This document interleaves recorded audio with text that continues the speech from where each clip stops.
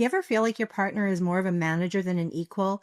Like they're keeping track of the schedule, the chores, the daily responsibilities, while you're trying really, really hard not to let anything slip. Or maybe you're the one who always ends up taking charge because if you don't remind them, it doesn't happen. And then the resentment starts to build. This is one of the most common struggles I see in ADHD relationships, and it's called the parent-child dynamic. And while it can erode connection, it doesn't have to be the end of the relationship. My name is Sara Kelly. I'm an ADHD coach for late diagnosed, high achieving women. And today we're going to talk about why ADHD can lead to this unbalanced dynamic, how it impacts both partners emotionally, and what each of you can do to rebuild respect, teamwork, and connection. So let's start with what this dynamic looks like in real life. One client, we'll call her Anna, told me that she loves her husband, but she also dreads the end of the workday because as soon as they're home together, she feels like she's being monitored. Did you remember to take out the garbage? Did you pay the credit card bill? Did you remember to put gas in the car? And she knows he means well, but the constant reminders make her feel like a teenager being scolded, not like an adult sharing a life with an equal. On the flip side, I worked with a partner of an ADHDer, let's call him Tom. He said he never meant to nag, but if he didn't follow up, things didn't get done. And he was tired of feeling like the household project manager. He told me he really missed feeling like they were a team. So how does this dynamic actually form? Because it usually starts with the best of intentions. One partner notices the other struggling, forgetting appointments, missing deadlines, leaving tasks half finished. They step in, they help, but over time that help becomes habitual. And then without meaning to, the relationship shift from equal partners to one caretaker and one child. And this creates frustration on both sides. The neurotypical partner feels burdened, unseen, and overwhelmed. And the ADHD partner feels judged, incompetent, and defensive. So here's what's happening neurologically. ADHD affects executive functions. That means that planning, prioritizing, remembering, and follow through takes a lot more effort. When that ADHD partner struggles in these areas, it's not because they don't care. It's because their brain literally processes and organizes tasks differently. But without support and structure, those gaps show up as dropped balls. And those dropped balls lead to a breakdown in trust. So let's begin with my ADHDers. If you have ADHD, here are a few things that help. Acknowledge the impact. Even if you didn't mean to forget, your partner might feel let down.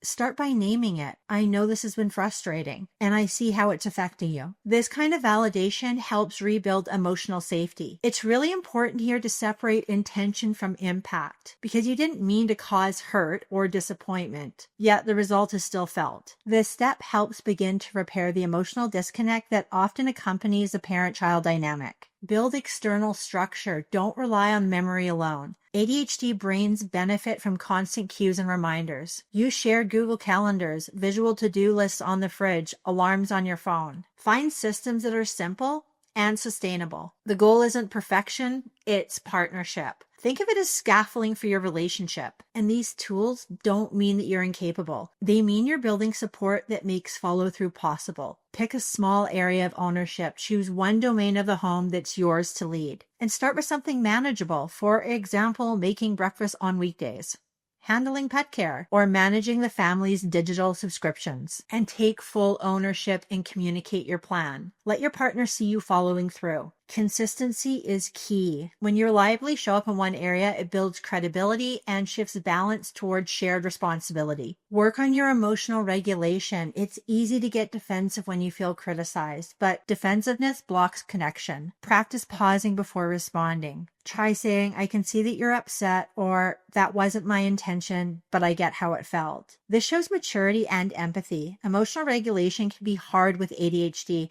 especially when you feel misunderstood. But learning to sit with discomfort instead of reacting is a total game changer. Now, if you're the neurotypical partner or the one doing more of the managing, here's what helps. Recognize the difference between ability and intention. When your partner forgets, it's not because they don't care. Their brain has real challenges with things like memory, transitions, and initiation. By understanding the neurological underpinnings can help you shift from blame to empathy. Like, you wouldn't get mad at your partner if when they went into a drugstore, they needed to wear glasses in order to read a pill bottle. Think of ADHD and looking at your partner's life and your partner looking at their life through an ADHD lens the same way. And this shift doesn't excuse everything. It just offers a new lens. Because when you stop taking it personally, you can begin problem solving instead of policing. Let go of the default parent role and ask yourself, where have I taken on more than my share? It might be because it feels easier or faster to just do it yourself, but this reinforces the dynamic.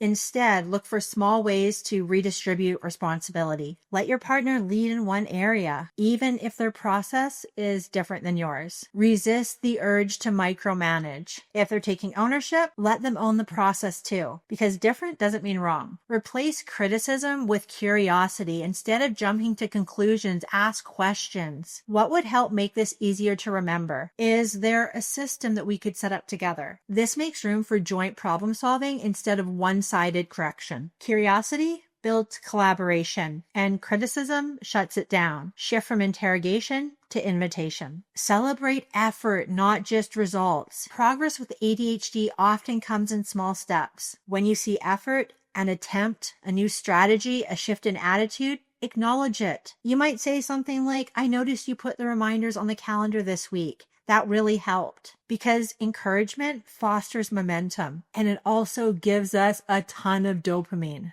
Your appreciation is powerful. It tells your partner they're not just seen for what they do, but for how hard they're trying. And for both of you, use shared systems. Choose one central place to track tasks, plans, and reminders. Whether it's a digital app like Todoist or a whiteboard in the kitchen, make sure it's accessible and used by both partners, because clarity reduces tension. It's not about keeping score. It's about keeping everyone in the loop. Have regular check-ins. Set a weekly time to talk, not just in the heat of a disagreement, but when you're both calm. You can ask each other, what's working well? What's been hard? And what do we need to adjust? Because these short conversations prevent resentment from building up. You can think of these as relationship tune-ups, because a little maintenance goes a long way. Protect your friendship. Don't let logistics take over your whole relationship. Plan time to connect that has nothing to do with chores or checklists. Watch a show together. Go for a walk. Share a laugh, because emotional connection is what makes problem solving possible. And you fell in love for a reason, so don't lose sight of that in the fog of daily stress. Now, if this dynamic is quietly playing out in your home and you're tired of the tension and miscommunication,